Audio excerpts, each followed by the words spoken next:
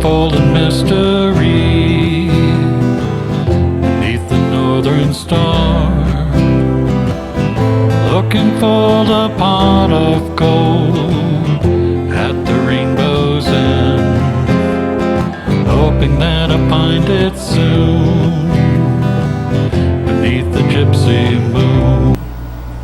Hi, welcome to be my guest today. We have back with us an encore appearance by author Stephen Porter. Stephen is from Rhode Island, and welcome back, Steve.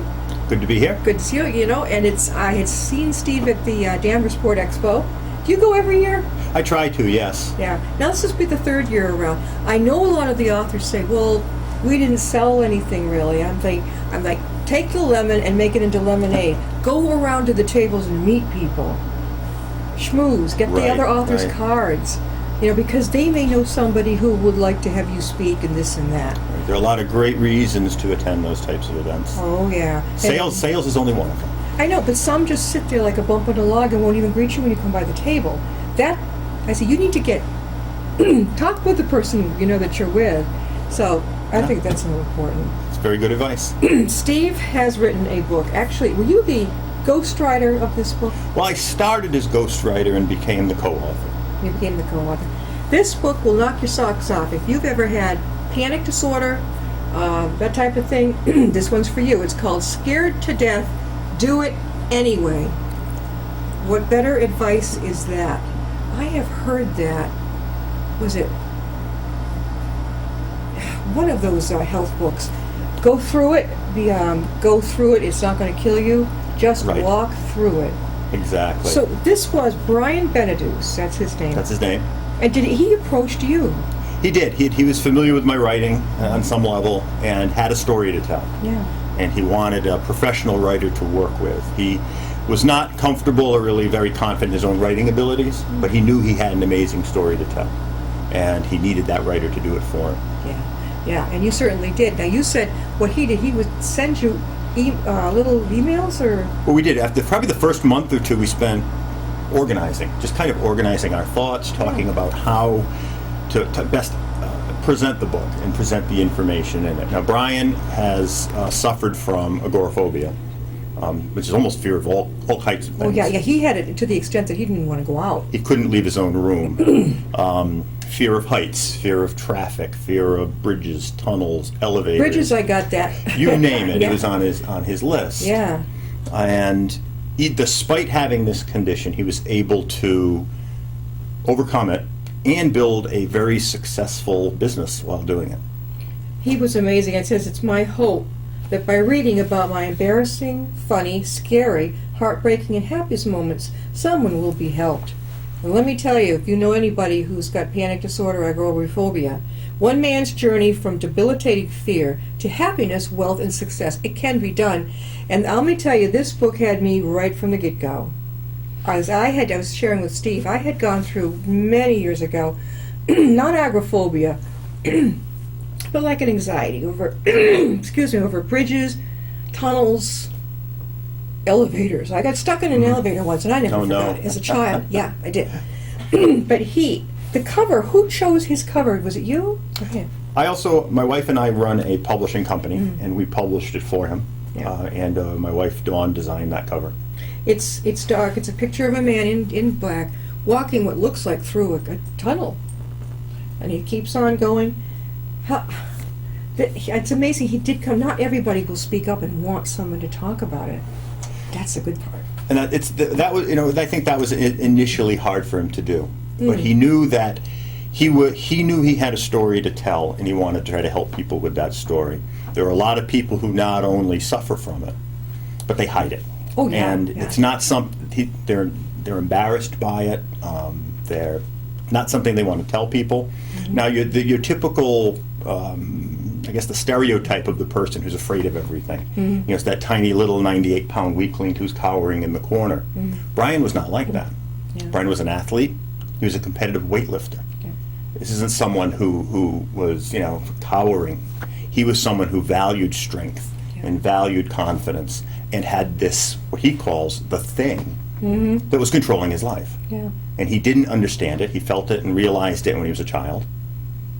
And then as he got older, realized that not everyone had that he was somehow different. And that makes it worse. It made it a lot worse. Then he fought it, and he fought it, and he fought it, and he realized, and he talks a lot about this in the book, that fighting it was the exact wrong thing to do. Oh, yeah. And he talks in the book quite a lot about how he was able to then overcome it. Yeah, I think one thing a counselor had said, let go. Because I think sometimes when people are going through the panic, they're not letting go of it. They're hanging on for dear life. Just let go. Like let go and let your higher power, whatever. Just let go. Don't worry about it. Right. There's a level of acceptance Yeah. that someone who is suffering from that condition needs to grasp. When you were writing this, Steve, did it ever get to you? Like you could feel what he was feeling just a little bit? Oh, no question about it. There's a lot of emotion in the book. I mean, even someone who is not afflicted with fear and panic and anxiety attacks, we all are afraid of something. Yeah. And I think whatever our fear is, maybe it's just a simple fear of heights or fear of public speaking. You feel that anxiety in your chest. You feel the everything flowing through your veins. Almost a sense of unreality. It's like, it's not real. And using a lot of what he talks about in the book, how he was able to overcome his own conditions. Anyone can use some of these steps. I think it's help marvelous. How long did it take you to write this, Steve? We worked on that for a better part of a year. That's about good. That's a good time. That's a good time. Is he pleased? I think he's very happy. Yeah, he's been since the book has come out. He now does a lot of public speaking. Yeah. Opportunities he takes whenever he can, helping groups of people who are afflicted. He Book works signings. one-on-one. Book signings and speaking. Yeah, we did a big book signing launch event. Was he at the book expo and I didn't even recognize him? No, he wasn't. He doesn't do a lot of pure book events. He doesn't consider himself an author, Right. even though he's written a book. He'll let you do that. Yeah, he's more of a business person, I think. How did you two meet? He found me. I'm not sure exactly how. Yeah. But he was looking for a writer, and in Rhode Island, we have a pretty close community of contacts. Yeah. The joke in the state of Rhode Island is everybody knows everybody else. So. Yeah, that sounds like Upton. You have some other great books. We're going to go back to this, but he's Shoreline. Now, this Shoreline you put together with other authors, right? Yes. Shoreline is a publication of the Association of Rhode Island Authors. And ARIA is an organization I founded about 5 years ago by contacting 5 or 6 other authors that I didn't even know and asked if you wanted to get together and help promote each other's books, which seemed like a logical thing to do. Right. That has gone completely out of control, and to date we have over 260 published authors in the group, That's a lot. all who live in the state of Rhode Island. Yeah. We're now a 501c3 recognized nonprofit, and we conduct a variety of activities surrounding books and reading and literacy. We now mentor high school students. Oh, that's Who are- wonderful. Do you actually go into the high school and talk with them? I do from time to time, and then we also work one-on-one with individual high school students who are trying to produce books, say it's their senior project. Have you noticed that a lot of the books, it doesn't do a thing for me, but what is this thing? It's almost cartoonish. Each page is like a block of pictures or something like that. It's like illustrated more with the story in it. I'm not I sure. don't know, maybe young adult, very young adult. I know there are a lot of trends to graphic novels, Yeah. and merging graphic novels Graphic. and traditional novels. Yeah. It's more of a visual age now. Oh, yeah, I don't. There's I don't know. There's a group up in New Hampshire, mystery horror writers, something like that, up in New Hampshire. We're getting a lot of people coming down from the other areas. But now you had brought. Now I see Manassas. Oh, right, yeah. Let's see if we can go through those. There's Manassas. Yeah. Manassas. Now you had been on with this. That was your first time. Yes, How did that go selling? You got a nice gold seal down here. we did. Yeah, we had some success. We had a lot of success with that book. That was a lot of fun to write. New England Book Festival. Yes, honorable mention. Manassas means Island of the Little God, Yeah. and it's what the Narragansett tribe called the island of Block Island off the southern Rhode Island coast before it was settled. And So I created a fictional island, called it Manassas, but I was inspired by all the real history and the real legends that happened on that island. There's an amazing number of things through history that have happened there. yeah. And so I tied all that together into one little adventure novel. Was that 2 years ago? Oh, we're going 3 now. Okay, it's yeah, been- that's when you- time flies, yeah. Okay. Now, what are the other ones that you have there? This was my first book, All right. Called- This was Confessions of the Meek and the Valiant. Confessions of the Meek and the Valiant. which All is, right. I guess the best way to describe it would be a quintessential South Boston crime thriller. Yeah. It covers that whole Southie experience Yeah. of a young man who's growing up and is sent off to school in New York, and a lot of the old connections and the aftermath, the fall of the mob in South Boston, help him along once he gets to. That was your first college. one? That was my first novel. First book. So we kind of worked backwards. And you work, yeah. Okay, yeah, that's all right. That's it's all. And then, of course, okay, what's that bottom one underneath there? Oh, no, that's the another same copy one of I Brian's, have. right. Now, going back to this one, do it. Scared to Death, Do It Anyway. This is not a mystery novel. This is true. A man had the courage to come to Steve Porter, an author, and say, "Would you ghostwrite this story?" He had panic attacks like you would not believe. What got me too is, I could feel it. He was stuck on the bridge. Yes, Remember how yes. he would get panicky just knowing about going over this bridge? I think a lot of us have, not to extreme degree, but it's like, oh, gee. There's one in Rhode Island I hate. What's that long thing? Is it to Newport? What is that long? Yeah, there are two bridges you have to go over to get to Newport. Oh, it's awful. It's Yeah. endless, and it's skinny. Yeah, that would probably be the Jamestown Verrazano bridge that goes over to Oh, Jamestown. no. Oh, And then the Newport Bridge station. I hate that. Also, have you ever gotten stuck in an elevator? That I have not, thankfully. You should. I wonder if our friend Brian has ever gotten stuck in one. I don't know if he's been stuck in an elevator, but he talks about being on, ski lifts and things when they Yes. stop. I remember him talking about this. Yes. And he was, he's embarrassed about it. He would really get really, really upset about what it was going to come across to people as. It was to him. It was a humiliating moment Yeah. because he knows logically there's nothing to be afraid of. Yeah. He's not going to die. He's not going to be hurt.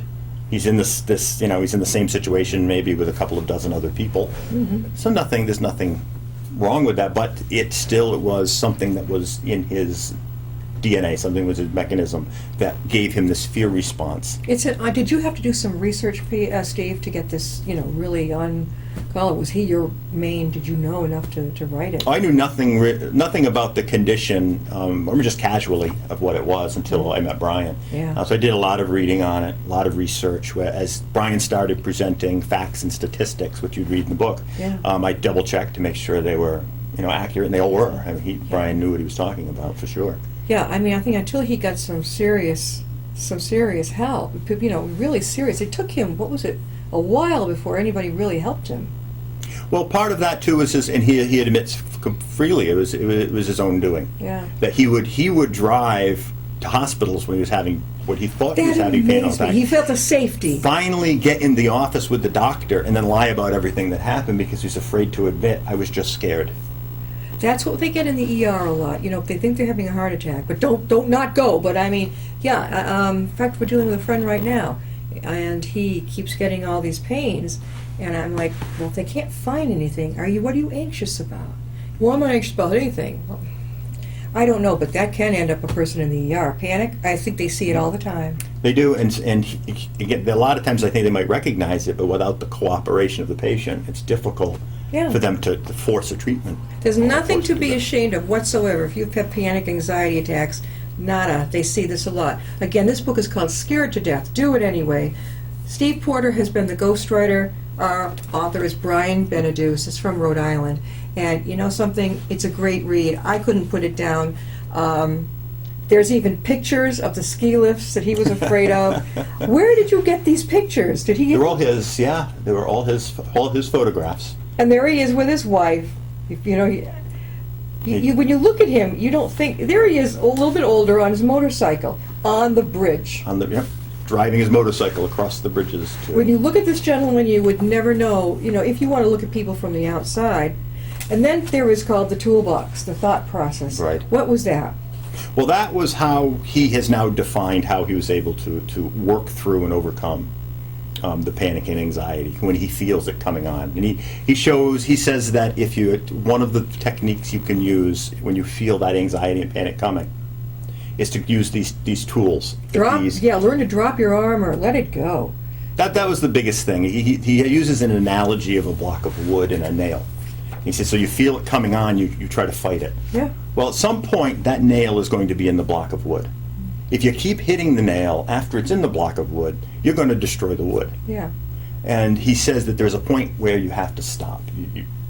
That you can let it go. I love the part, act as if. You know, that is a powerful thing. Go through it, act as if you're just fine. Mhm. Now, it's harder to do than, it's easy to say. Right. He uses one example. He said, what it's like having a panic attack is, consider it being a 100-degree July day, and you're in a wool suit, and you run up 5 flights of stairs in a building without air conditioning. And when you get to the top stair, you Yeah. have to say hello and act like you're not out of breath, hot, or I upset. understand it. I know what he's talking about. Having gotten stuck in an elevator as a child, I think it affected me deeply. It was on a Saturday. It was in New York City. In those days, offices weren't so much open. Mhm. And if it hadn't been the janitor happened to be there, he got my father and I out of there. But I don't think I ever forgot it. At just the right time. That's good. That's lucky. Yeah, we would have been in there all weekend. My father I gotta say, he held it together very well. I had no idea how serious it was. I think it hit me after. Bad words. That part, bad Mhm. words. In other words, teasing yourself, bullying yourself with bad words. Why, you've already have a situation you're trying to address. Why call yourself names? Exactly. The longer, be patient. In other words, the longer you keep fighting, the longer it's going to go on. Right. Avoid, no problem here, avoid caffeine. Well, he talks a little bit about the physiology and the biology of it all.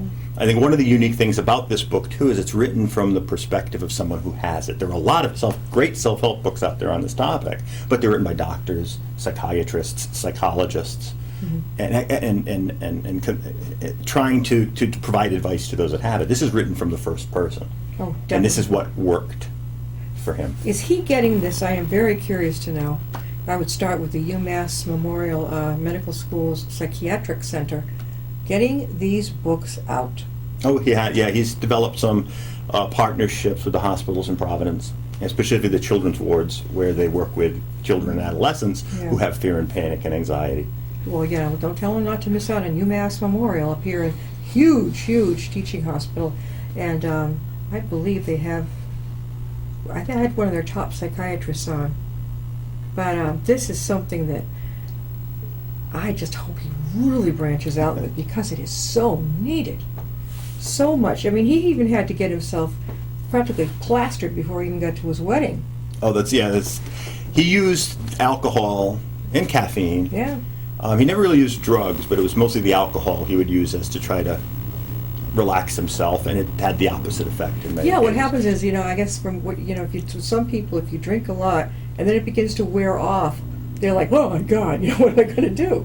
It becomes worse. Vicious. It's a vicious circle that gets worse, that the only thing that helps is more alcohol. Yes. And that solves nothing. And it would send him into spirals, and he talks about that several times in the book. A where spiral. At what point can I not take it anymore? I'm wondering, he's got this, did you draw the anxiety tree yourself? No, I did not. An illustrator, Jamie Forgetta, who we know, he wanted to somehow try to visualize what anxiety and panic talks about. Sure. And he talks about the roots of anxiety and the branch, how it branches out. So we created an original illustration that shows that. Yeah, I love the roots: depression, panic, terror, anxiety, fear. Do you think people are, is it just because they're genetically predisposed, or there's generally something happened to them, or both, that started this? I mean, I'm no doctor, but I think that it's a genetic condition, because he talks about even being as young as 4 or 5 years old He felt that. and feeling it, Yeah. and not knowing what it was. Just assume everyone has this and everyone feels this way. Yeah. And then at some point he realized that everyone didn't feel that way. He'd look forward to, as a child, to going out, let's say, a camp out with his friends, and he had no fear of being with his friends or being on a camp out, but he would have this anxiety about, well, what if something goes wrong? And he Especially wouldn't. if he had a moment and he embarrassed himself in front of them, that's a big fear too. Exactly. You're away from your safe area. And if you get in your car and you go past where you feel safe, you end up turning around and going home. But if you can go a little bit more each day, you have something to look forward to. In the at end of simplest things, when he was a child, his parents would just go run an errand and leave him and his brother and sister at home. And just the act of his parents leaving the house brought on anxiety and panic attacks. Definitely, yeah. Because, it's not, something might happen while they're away. But what's going to happen? Yeah. Steve, how can people get a hold of this wonderful book, Scared to Death, Do It Anyway? It's available at all the online outlets, including Amazon and Barnes & Noble and elsewhere. It's at stores throughout Rhode Island, in the area I'm in, and also on our website, stillwaterpress.com. Does he go to your writing group? I know he's not a writer, but does he ever come in with the groups to see how your book is doing? At all? Well, we communicate all the time, but no, he doesn't. He doesn't participate as an author, Yeah. writer, in a sense. Does he have any idea what a great book this is? Do you tell him? A lot of people have. Oh yeah, Yeah. It's gotten quite a lot of attention. He should be very proud of this. And like I say, the more you can get this out to the people who need it through the like panic support groups, anxiety, depression, bingo. Well, I think one of the messages in here too is that those who are afflicted certainly want to get their hands on it. But we all know someone who is afflicted. Yes. And they are more likely to make the physical act of buying the book. You think so? Because it's just as important for someone who loves it, someone who has the condition, to understand it. Because if you've got a child, a teenager, or who's afraid to go to school, afraid to interact with other kids, you can yell at them, you can punish them, you can do all kinds of things, and it's not going to work. No. Because you really need to understand it from this perspective. Yeah, somebody in your family that you know, when you're wondering why is it that they can't go up the street, or well, I don't want to go here, or too far from home. My antenna starts going up. Like, this could be a problem for this person, and they don't want to talk about it. A lot of them drink it away. They think they're going to drink it away. That doesn't work. Well, that's why it's so important to get to kids and teens, particularly when they're younger, because they're going to turn to something to ease the pain. He turned to the booze. He went to alcohol. He liked his which booze. is probably the most common thing. And then he found out the letdown from it. I mean, people get shaky, their blood sugar goes down. That's another thing too. If you've got, I'm sure, anxiety, you let your blood sugar get too low, you're in trouble. Yes. Yeah. But and the physiology of that makes the condition worse. Yeah. Make sure. What's next on your hit parade? What's coming up for you? Oh gosh, I mean, I've got so many projects where we're juggling in the air. I'm working right now on a children's young adult book. You are? About baseball that has nothing to do with any of the things we've talked about. Aha. I do the worst possible thing from a marketing perspective, is because I jump from genre to genre and book to book, because that's what I like to do. I always want to do something different. Yeah, I love that, because some people, if they stay in too much in the one thing, right, it's okay. But do they get labeled a Johnny One Note? I think there is a balance between being a writer and being an author. And there's an invisible line in there somewhere, because you can write all you want to write, whatever your heart would like you to write. And that's, everyone can do that. But when you cross the line and you become an author, at some point you now have a relationship and a responsibility to a reader, because you're asking them to read it. So you have to have good editing, you have to have proper cover design, you have to fit the genres that they like. So there's a difference between being a great writer and being a great author. Yeah. And I think most writers don't appreciate that until they're probably in too deep and have a few books out there and trying to figure out how it all works. Now, you are the founder of the Rhode Island Authors Group. Where and when do you meet? We meet on the second Thursday of every month, and we meet at the Thunder Mist Health Center in West Warwick. Thunder Mist?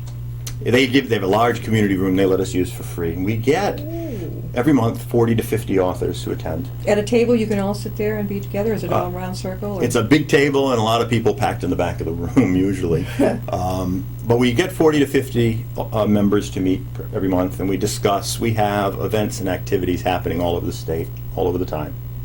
That is great. And do you have, if somebody's a newcomer watching out there and they'd like to come, so it's the second Thursday of every month? It's the second Thursday every month at the Thunder Mist Health Center in West Warwick. They can go to our website for directions. Okay, what's the website? Which is riauthors.org.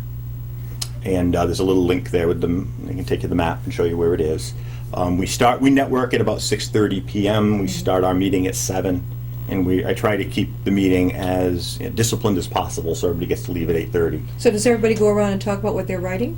Mostly we talk about all the activities and events that the association has coming up. We do our own expo every year. Where's this going to be? This year it's our 4th annual. Yeah. It will be at Rhodes on the Patuxent in Cranston on December 3rd. Last year we drew 1,200 readers, so we're hoping for 2,000 this year. Is it free to the public to come in? Free to the public. We'll have about 100 to 125 authors who will be there signing and selling books. We'll have presentations going on throughout the day. All different genres of stories? Absolutely everything from children's and poetry and fiction and history, you name it. Steve, if somebody's out there and they would really like to talk with you about coming to your group, how can they reach you? If they get to our website, riauthors.org, they can reach me through the site, as well as my own site, stillwaterpress.com. Okay, because Steve is the president of the Rhode Island Writers Group? It's the Association of Rhode Island Authors. Okay. Which is a great acronym of ARIA. Yeah, that's right. How long have you founded it? How long has it been in existence? It's now been for over 4 years. There you go. Well, I first met you about 3 years ago when Meneses came out. Yeah, and so that's about the time, a little bit earlier that you founded it, right? We were just at the time just getting going, and we were hoping to do some small events with a dozen authors here or there. And now our events tracked, hundreds and thousands of, literally over 1,000 people last year to our expo. Do you find that there are a lot of people in your own hometown or around that we're not aware of that are writing and they don't know where to go with it? They're hidden. I call them the hidden authors, the hidden writers. No, they are. There are a lot of people who like to write, but again, if they want to write and that's as their own hobby or interest, that's great. Yeah. But when they cross the line into publishing, you're expected to now understand and learn a 200-year-old, very sophisticated industry, and most people don't understand it. Even most writers, after they've written their books, still try to figure out how publishing works, how it makes its money, how bookstores work, how libraries work. There are a lot of misconceptions among writers. Yeah. And there are a lot of misconceptions among libraries and bookstores about what writers need and want. Yeah. We've just got about a minute left. We've been talking with Steve Porter, and he is the author, the ghostwriter, of Scared to Death, Do It Anyway, and I highly recommend this book. It's one man's journey from debilitating fear to happiness, wealth, and success. A gentleman who had panic disorder, and I'm talking big time. And he was having an awful time with this, and a lot of people who have had that, or even scratched the surface with the feeling, will understand this right away. It will grab your attention. You've got a copy. It'll probably be downstairs in the library. Feel free to ask Matt or one of the library staff here in Upton for a copy to read. It's amazing. You have a talent, right? I never do. Usually you were doing fiction, correct? This is amazing. You've got a very good talent for writing nonfiction. Oh, thank you very much. Keep it up. Thank you, Steve, for being on the show. Well, thanks again for having me. Anytime. We'll see you next time.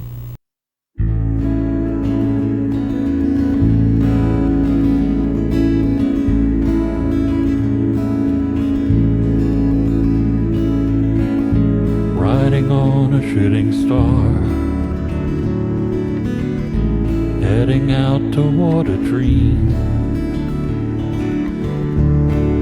Tomorrow's even closer than it seems.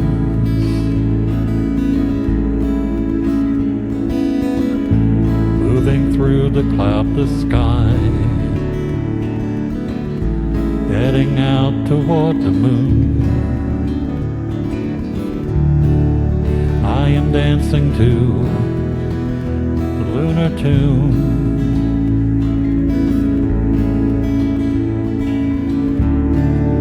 Life goes by so quickly, time just slips away. But tomorrow brings a brighter day.